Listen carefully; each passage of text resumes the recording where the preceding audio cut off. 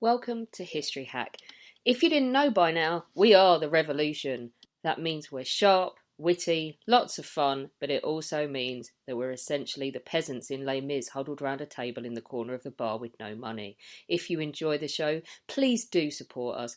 We have a Patreon account by which you can donate a small monthly sum in appreciation of what you're hearing. Alternatively, we have Ko-fi, in which you can just do a one-off donation as a thank you if you particularly enjoy a certain episode. Either way, we massively appreciate all of your support. Hope you enjoy the show.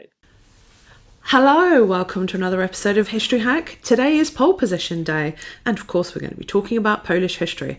I'm super excited because my guest today is actually sitting across the table from me, so this is a very, very first for me having my guest, so we can wave at each other and make weird hand signals. So, who is my guest today? My guest today is Łukasz Adamski, who's a historian and forestry policy analyst. He is an incredible guy. I've spent a lot of time with him. He's shaking his head at me now. I'm really excited to talk to him because his knowledge is incredible, and we're going to be talking today about Polish-Soviet relations.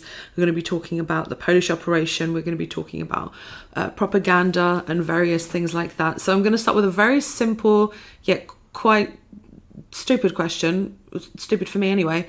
So where does Polish propaganda with Soviet relations come into? Where does it all start?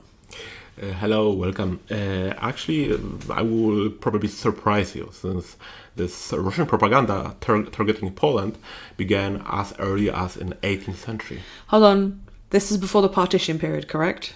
Correct. Okay. At that time, Poland, it was not today's Poland, I mean borders, but correctly speaking, it was a commonwealth of Polish Kingdom and Grand Duchy of Lithuania, and it encompassed a huge part of lands in Europe. Today's Belarus, today's Lithuania as well, some parts of Latvia, and significant part of Ukraine till the Dnieper River. And what the Russian propaganda did at the time, they wanted to justify annexations. So they said that firstly, Poland discriminated Orthodox population. Not saying that rights of Catholic in the Russian Empire were incomparably smaller than rights of Orthodox in Poland and Lithuania. Secondly, they said, and you can compare it, by the way, this allegation with Lavrov's or Putin's statement about alleged discrimination of Russian-speaking population in Ukraine. Then you can compare propaganda saying that Polish government is illegitimate since it came to power because of the revolution, and it disseminates slogans of French Revolution. The same now Russia is saying about Ukraine, that after Maidan revolution and then overthrow of Yanukovych was illegitimate, and therefore all governments of Ukraine, it is actually illegitimate, and they are hostages of some imagined Nazis.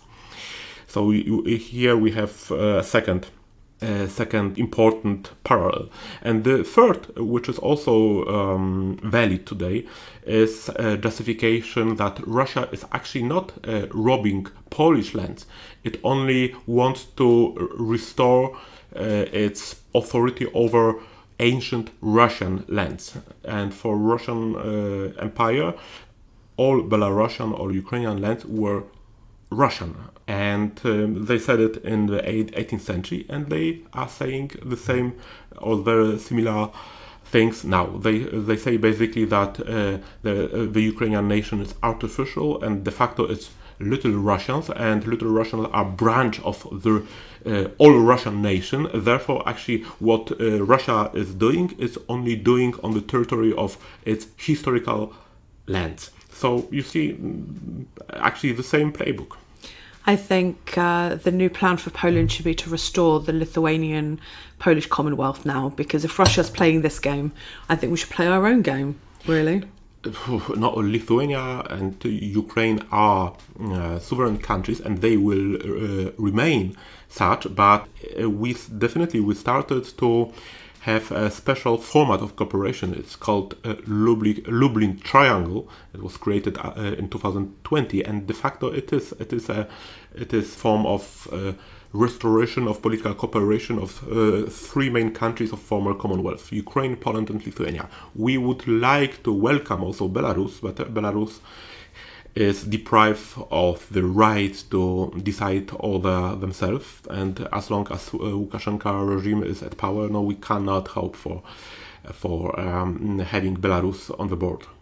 By the way, for anybody, I was actually joking. I do not want a restoration of the Polish-Lithuanian Commonwealth.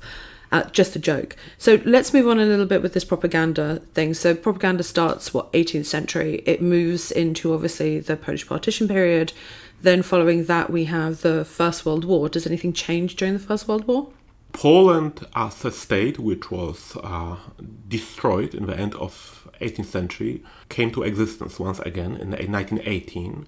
And then, of course, Poland perceived itself at the time as continuation of this partition state. Yeah, so Polish people usually assume that partition were illegal, and as the state of illegality ceased to exist, no, they are somehow restored in their rights. So they wanted to have a form of federation between Poland and historical Lithuania, so Lithuania and Belarus, and have also Ukraine, which was at the time, right after the First World War, a short period of time was independent, and they wanted to have also Ukraine as a partner in a form of confederation. But the problem is that Ukrainian Ukrainian army was weak, and they struggled against Bolsheviks.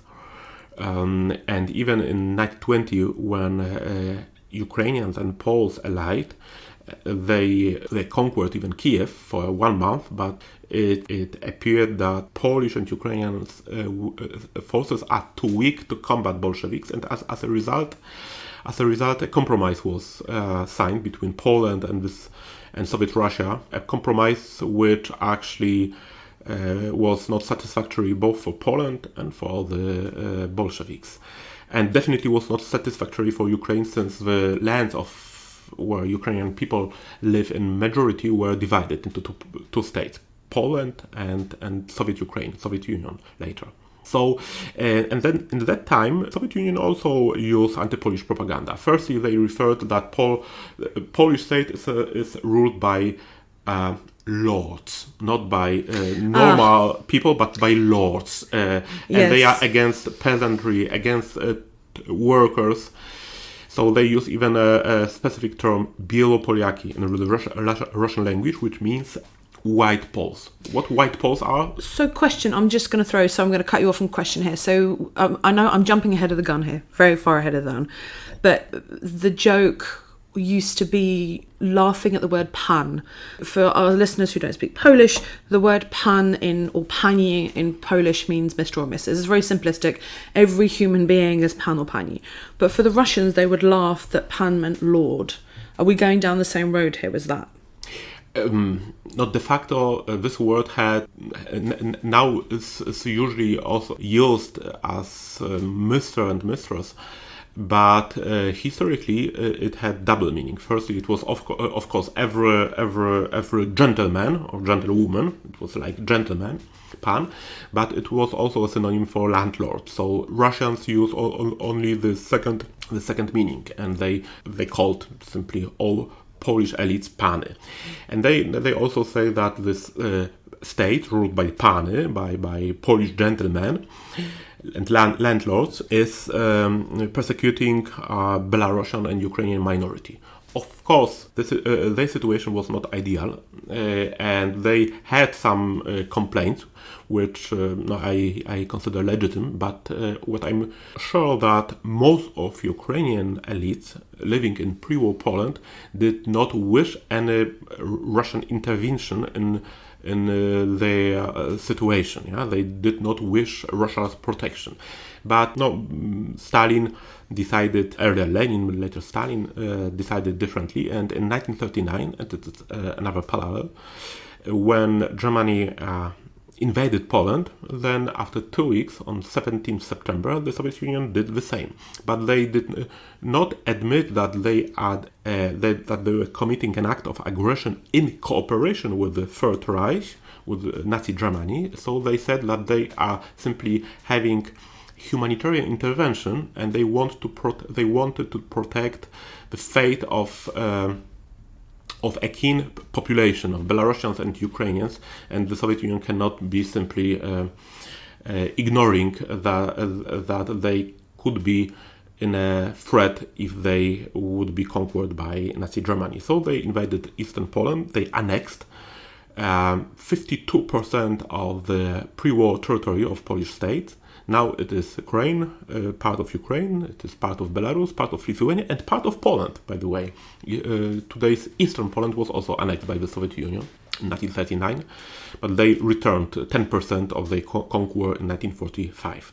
And so this propaganda against Polish lords, Polish gentlemen, and saying that, I'm quoting now Vyacheslav Molotov, who was Soviet commissioner for Foreign Affairs, who delivered a special speech after a fake referenda which the Soviet Union did in eastern Poland, and say that it was enough to have a small war, and this ugly offspring of the Versailles Treaty ceased to exist. And then he added also that it's not only senseless, but it's also criminal to think about war against Nazi Germany, since you cannot fight any ideology by force.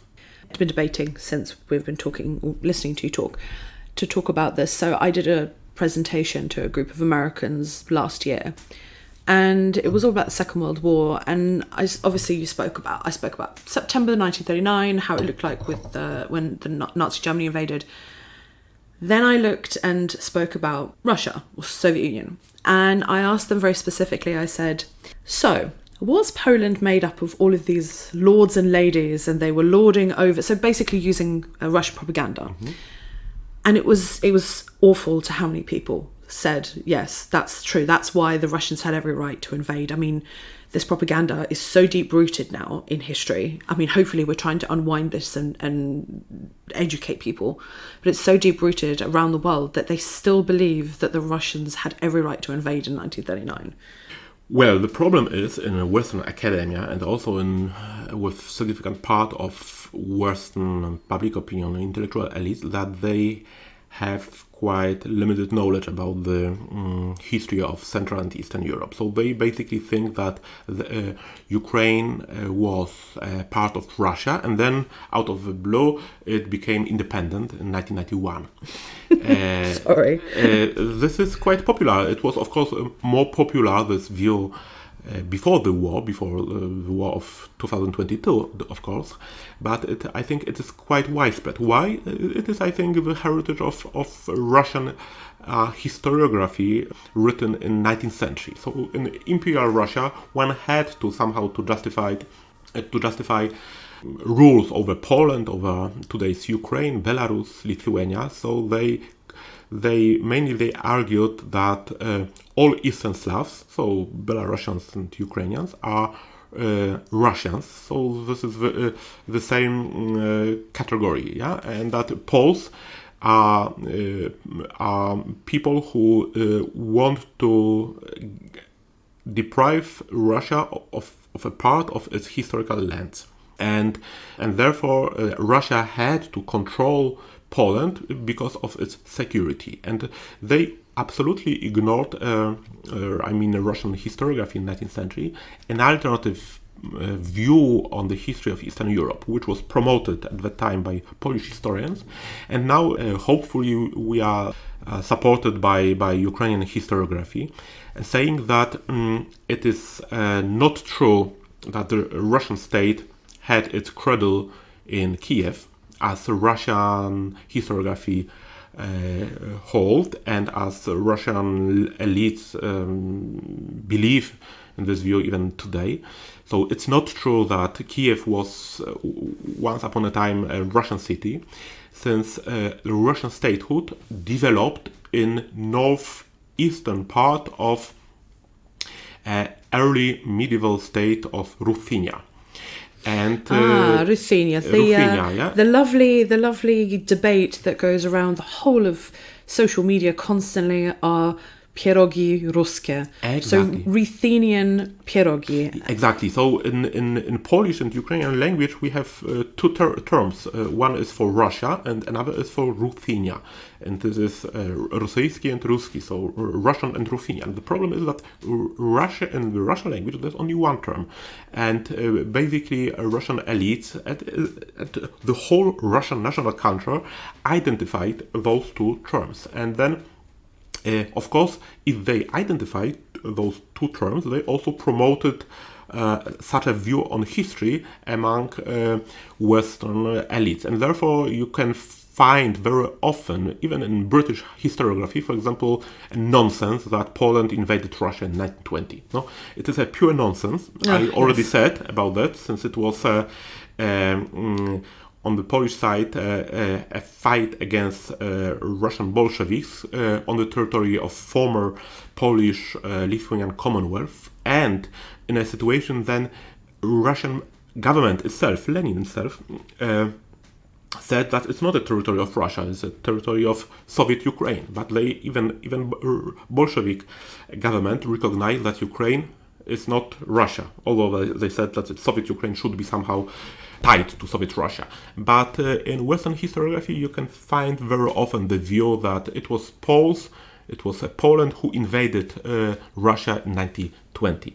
So what can we do? We can simply promote and disseminate the view basing on clear facts that before Ukraine became a part of Russian Empire, it had 700 or 800 years of separate history. Most of this history was tied to Poland and to Lithuania, and therefore, at least to Dnieper River, Russian influence as such on the territory between today's Poland's border and the Dnieper River, so between Poland and Kiev. Russian influence, not political but cultural influence and Russian language, basically came only with the establishment of the Soviet power, so after the First World War. So I've just gone onto my phone, so it looks like I've been texting. I haven't been texting, I've actually gone to find a tweet. So it's really interesting because we're talking about propaganda, and propaganda is still ongoing now, especially it's rife on social media. I got a message from a very lovely lady on Twitter, and this guy had started writing about the Polish-Ukrainian war, and they're like, so I'm going to read you the tweet, and then I want you to comment on this, and then I'll say what, because obviously you barely can write back on Twitter with however many characters. So this, I don't know, it's a bot, most likely. So they say, maybe you could read about the Polish-Ukrainian war and how Poland annexed parts of Galicia, now Western Ukraine. It ended with the Treaty of Riga, or maybe the Munich Agreement, with the UK allowing Hitler to annex Czechoslovakia, and the Poles in retaliation annexed, I don't even know how they've written this, but it's not any Polish word that I've read, the part of Czechoslovakia that it annexed. And I ended up writing back and I said, well, in theory, yes, but it's taken out of context completely. And there's nothing, you can't just fire random words at a person. I said, you need to read about the events, what happened, causes, effects, and everything else. So I recommended Johan Buller's book on interwar Poland, which gives a bit of an understanding, because like we know, Poland, 1918, was in theory at the time, a new nation that had to build a government. It was in chaos. Things were happening. You had problems with the Soviets. There was so many hundreds of things happening. You can't just say, well, this was annexed and this and this and this. And it's not so easy. It's not so straightforward. So can you comment on that? Yeah, so I will perhaps begin with, I think, obvious fact that Russian propaganda use very often manipulation techniques. And they, for example, call electric chair to be a chair. Formally they are right. Electric chair is also a kind of chair, but the purpose of that chair is quite different than a utility of normal chair. Okay, so Poland did not annex Eastern Galicia, since Poland did not recognize emergence or an attempt to create a Ukrainian statehood on this territory. Eastern Galicia was a part of Poland from 14th century, and then in 1772 it was annexed by Austria, and then Austria collapsed in 1918. Part of this Austrian part of Poland was predominantly inhabited by so-called ethnic Poles, and it was indisputable part of the Polish state. Also, Ukrainians admitted that. But eastern part, with the center in Lviv, in German it's Lemberg, was multi-ethnic country. Namely, Ukrainians were then in majority, 55 to 60%.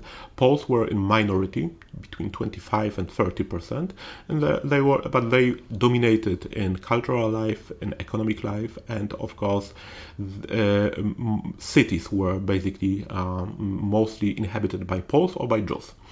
And what happened in 1918, when Austrian Empire collapsed, both Ukrainians and Poles wanted to control Eastern Galicia. A war began. Ukrainian attempts to create its statehood were destroyed by Poland, which was much stronger. It is true, but there was no annexation, since annexation assumes that there is a state which has to be annexed, or a part of the state, and Poland and no other country recognize the attempt to create a Ukrainian statehood in Eastern Galicia. Then, Treaty of Riga, which was also mentioned, it was the treaty signed between Poland, Soviet Russia, and Soviet Ukraine in 1921. It did not refer to Galicia at all, since it was a treaty which should somehow divide between Poland and Soviet republics lands which belonged to the Russian Empire prior to 1917. Yeah, so this, let's say, Russian part of Polish-Lithuanian Commonwealth. But it was not about Galicia. And 1938, Russian propaganda very often referred to the fact that Poland and Germany partitioned Czechoslovakia. No. Here also the story is different, since Czechoslovakia was forced to make a cession of the part of its territories to Germany due to Munich Agreement. Munich Agreement was justified, or was explained, perhaps better expression, by the fact that those parts of Czechoslovakia which was transferred to Germany were inhabited basically by ethnic Germans. So in this situation, Polish government also demanded from Czechoslovakia that a small land, which was over time a matter of dispute between Poland and Czechoslovakia, so it encompassed, I think, 800 or 900 square kilometers, so it's not much, and that Czechoslovakia also transferred this fragment of its territory to Poland for the sake of future good relations. It was a mistake, and it was a mistake, since, of course, to put such ultimatum in a situation where all nation is shocked by results of Munich Agreement, was not, to put it mildly, a best way to convince Czechs of good Polish intention. And Polish President Lech Kaczyński in 2009, by the way, in the presence of Vladimir Putin, said that Poland can draw lessons from its own mistakes in the past and can call sins to be sins. Yeah? And he used this term, a religious term. It was a sin. It was not only a political mistake, but it was a sin. But it was not done in arrangement with Nazi Germany. It was, let's say, done after Munich conference, and both actions were close to each other in the let's say when we think about time, but it was not like a partition of Poland between Russia and Prussia and Austria, which was pre-arranged. That is not what happened indeed. Okay, I'm going to add one more question because I obviously want to talk about the Polish operation because it's something that we've not covered at all on this podcast and not very many people know about it. So, but before we do that, I want to jump in, do a couple of minutes on this, talking about modern propaganda. It's not modern, it's still old propaganda. I got attacked recently on social media by people because I got very frustrated with this word liberation. And the Russian trolls went after me because when they... I'm going to use this with quotations. Nobody can see it, but I'm telling you now, I'm using quotations. When the Russians or the Soviets liberated, quotation marks, Warsaw on the 17th of September 1945, I got very angry because they didn't liberate shit. Yes, I'm using the word shit. They didn't liberate shit. They walked into an empty city, pretty much, that had been evacuated by the Germans, and they're glorifying how they heroically liberated the capital of Poland. Obviously, I got attacked because they also liberated Auschwitz, which is a whole different other kettle of fish and a whole different other podcast. We could just talk about the recent controversies with that. Let's talk about this idea of Russian liberation and the propaganda that runs through this, because it is so deep-rooted that we could spend a whole 45 minutes just... Look, liberation is bringing liberty to someone. Liberation is about liberty, so about freedom. Did the Russian army bring freedom to Poland? Well, no. Of course not, since Russian soldiers, Soviet soldiers were not free themselves. They were hostages of totalitarian states. So I can ask how somebody who has no freedom can bring freedom to somebody else. So I would prefer to say, as by the way, Polish government said at the beginning of 1945, Polish government in London, that what the Red Army did was not liberation of Poland, but a termination of German occupation of Poland. Oh, I like that. I'm going to use that. The termination. I like that. I'm going to use that forever. Yeah, I can show you a document which I published in my recent 2 volumes of document on Polish-Soviet relations in the Second World War. So it was a termination of German occupation. German occupation was a genocidal one. It has to be also said, and in that sense, let's say Poland became not free, of course, after Red Army occupied Poland, but let's say its general fate improved compared with the fate in the years 1939, 1945. But de facto, of course, Russian army liberated ruins of Warsaw. Why Warsaw was ruined? No, one of the reasons was the uprising against Germany. Warsaw uprising, which brought out on the 1st August 1944, and Warsaw insurgent could not reckon on any support of the Red Army, and they hoped for that support, and the Red Army was on the other bank of Vistula River, de facto. I need to add something to this. Do you know how many military historians have told me that, me and obviously Polish historians, we're wrong, that they only sat there because they didn't have the military equipment to help Warsaw. And it's a military thing. It's nothing to do with ideology. It's nothing to do with politics. And the amount of frustration that goes through me. Look, they are, I think, prisons of Soviet documents and Soviet official explanation. If the Red Army was really unready to support Polish uprising, then I think Red Army could allow at least landing of British airplanes in the landing grounds, on Russian on territory of Poland taken by the Red Army. So it would have facilitated strongly support if British, American, and Polish pilots could land on the territory, but Stalin refused to do it, and British planes had to fly from Italy to Warsaw. They over Warsaw, of course, not to Warsaw, but they were over Warsaw. They throw equipment, weapon to the insurgent, and then they had to return to the bases in Italy. It was such missions were extremely costly in terms of risk for the life of pilots, and Stalin allowed them to land only when it was absolutely clear that the uprising is failed in the second part of September 1944. So after 6 or 7 weeks. And Churchill was simply mad, but since he could not understand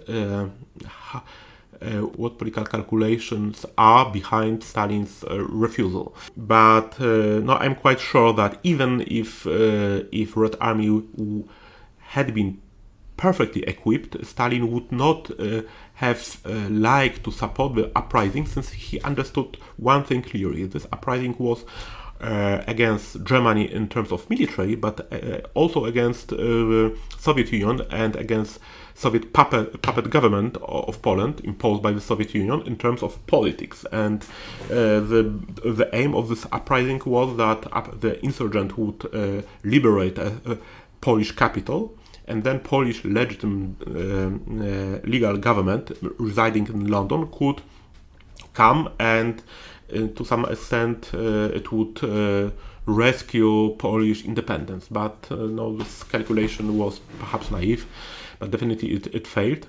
No, but it doesn't, and anyway, it doesn't change the fact that Stalin deliberately prevented support for Warsaw uprising delivered rendered by Brits and Americans. There were suicide missions for the British, the Americans, the Canadians. I think there was Australians in there as well. The amount of planes that ended up going down, the amount of airmen that were killed, just trying to get equipment over to Warsaw. And then the Soviets, right at the end, decide to also, in quotations, help by throwing in a few planes here and there, but right at the end, where there was no hope. So thanks for that, Soviet Union. Okay, let's... Polish operation, you wanted to ask. Yes, that's my next is going to be the Polish operation, because not many people even, first of all, not many people know what it is. How does it even fit into history? What is, I mean, there's 1,000,001 questions. So first of all, let's start with the most simplest question, which is, what is it? And then we'll ask the question of how does it even fit into the Polish narrative? Because it makes sense, but it doesn't make sense. So let's start with that one. What is it? To put the things briefly, it was mass repressions mainly against ethnic Poles being Soviet citizens, which took place on the territory of the Soviet Union in 1937 and in 1938. One can say that it is part of so-called Great Terror, but de facto it was a form of genocide. I'm absolutely serious about that, against the ethnic Poles living predominantly on the territory of Soviet Belarus and Soviet Ukraine. Just to compare, 1937, they were 630,000 Ukrainian citizens of Polish origin or of Polish nationality. Yeah? So they identified themselves as people of Polish culture, Polish language, but they were Soviet citizens.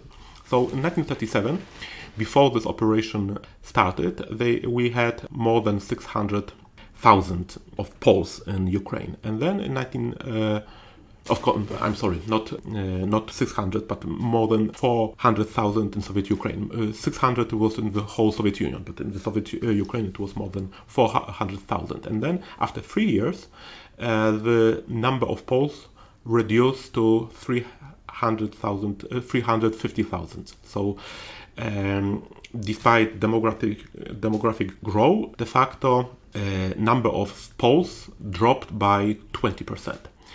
And according to my own calculation and calculation of my colleagues, 40,000 Poles were executed in 1937 and 1938 in the Soviet Ukraine. And on the territory of the whole Soviet Union, it was probably 80,000. So what does it mean? It means that 10% of the population was executed. 10%. 10% means basically men. basically adult men. It means actually that every second or every third adult Polish man in Soviet Ukraine was killed. Formally, Polish operation it was a term coined by historians for these actions, and formally this action targeted not ethnic Poles but people who, according to Soviet so-called authorities, were collaborators of the Polish intelligence. So they searched for Polish agents everywhere. They could kill people who had some relatives in Poland, in pre-war Poland. They could people who served in the Polish army, or Polish peasants who spoke Polish language, since they NKVD officers, NKVD men received orders that now we have to decimate Polish population. So hold on, if my calculations are correct, across the whole Soviet Union and Soviet Ukraine, we're talking about 120,000 people. Now historians, Polish, Russian, Ukrainian historians agree that at least 111,000 people were murdered in the Polish operation, and then I think 30,000 were deported to Soviet camps. Okay, so please explain to me how 111,000 men were capable of being agents within Russia. It's not a question to me, but to Stalin. But anyway, it was not only, it was basically men, but not only. Women could have been also arrested and executed. And then it was not only Poles, although, by the way, in Poland itself, people usually think that Polish operation was about Poles. But in this logic of Stalin terror, murdered were also Ukrainians, Jews, Russians, all people who were suspected of being Polish agents. So 72% of this number of 111,000 were indeed more or less 72% were ethnic Poles, but all others were Ukrainians, Belarusians, Russians, and Jews. How it is possible that you could have found so many agents? No, I think it is in accordance with the dialectic logic of Stalin's paranoia that the more innocent someone is, the more guilty de facto he is.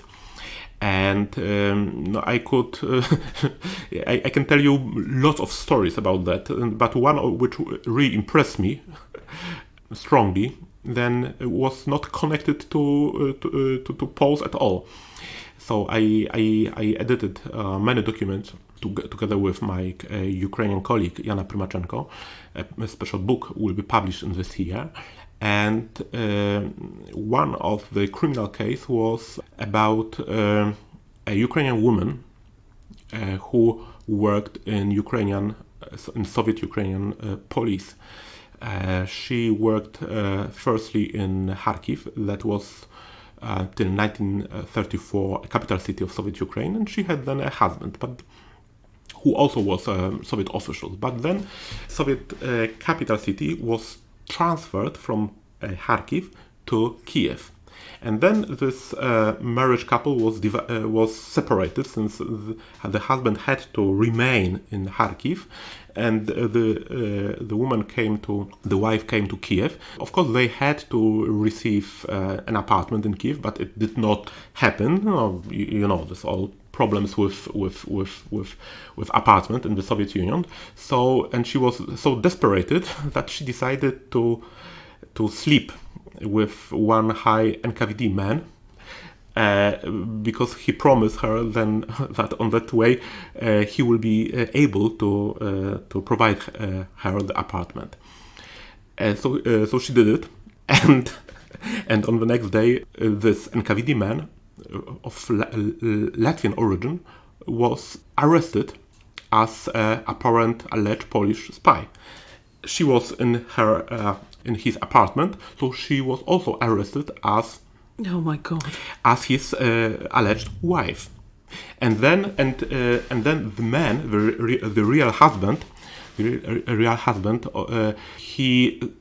he was sending lots of letters, explanations to various Soviet authorities, wishing to explain that it is a misunderstanding. They did not plan any divorce. They had a good marriage. That the wife probably had a moment of weakness, but he loves her. She loves him. As proof that the marriage is really functioning, he sent lots of letters between them, which really corroborated that they were emotionally tied. And this story, this is one of few stories which ended happily. So she was, after 6 months, released, but it was already after this Polish operation was officially ended. Then Beria came to power, and this woman survived. But it shows simply, of course, she was Ukrainian woman, and the man was also Ukrainian. But probably there were many such victims among also Ukrainians who did not survive this operation.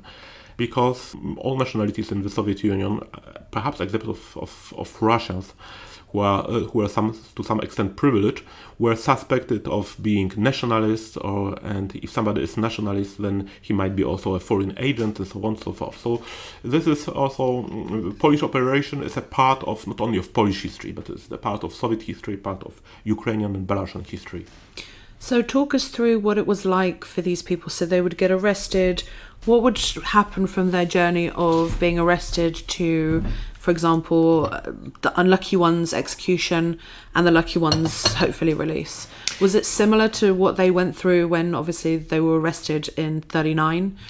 No, since people who were arrested in 1939, they had much higher chance to survive. Those who were arrested in 1937, with few exceptions, they were basically either condemned to death sentence by shooting or for 10 years of Soviet labor camps.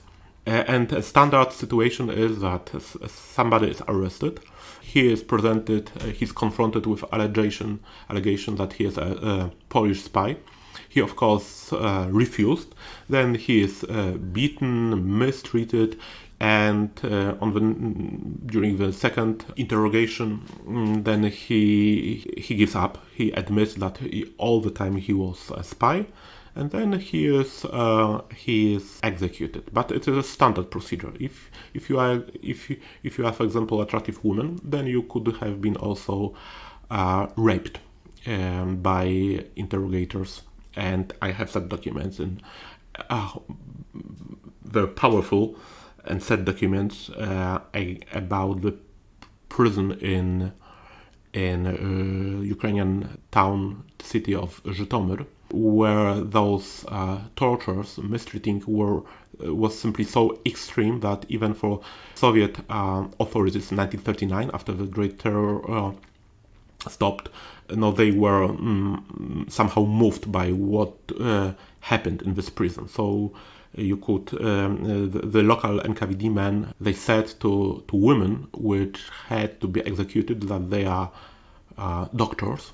And so they told them to undress. Then many of them were raped.